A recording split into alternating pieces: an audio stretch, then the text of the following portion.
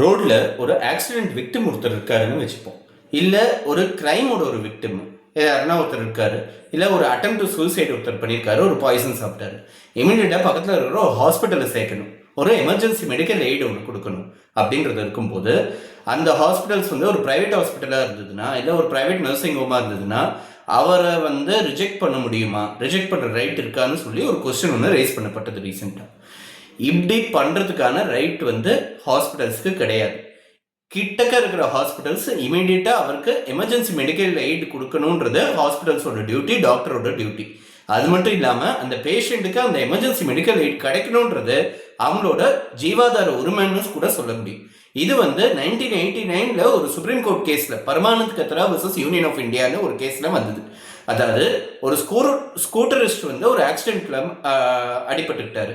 அவர் இமீடியட்டாக ஹாஸ்பிட்டலில் சேர்க்கும் போது பக்கத்தில் இருக்கிற நர்சிங் ஹோம் அவரை சேர்த்துக்காம 21 கிலோமீட்டர் தள்ளி இருக்கிற ஒரு ஹாஸ்பிட்டலுக்கு சேர வேண்டியதா போய் அதனால அவர் உயிர் போச்சு. இது ஒரு நியூஸ் பேப்பர் ஆர்டிகிளா வந்ததை சுப்ரீம் கோர்ட் ஒரு பொதுநல வழக்காக ஏற்றுக்கிட்டு இந்த கேஸில் ஒரு சில கைட்லைன்ஸ் கொடுத்துருந்தாங்க. அதாவது பிரைவேட் ஹாஸ்பிட்டல்ஸ் ஒரு பேஷண்ட்டை, ஒரு இன்ஜூர்ட் பர்சன், ஒரு கிரிமினலாக இருந்தாலும் கூட அவருக்கு எமர்ஜென்சி மெடிக்கல் கேர்ன்றது அவரோட உரிமை, ஒரு ஃபண்டமெண்டல் ரைட் அப்படின்னு சொல்லி சுப்ரீம் கோர்ட் சொல்லியிருக்கு.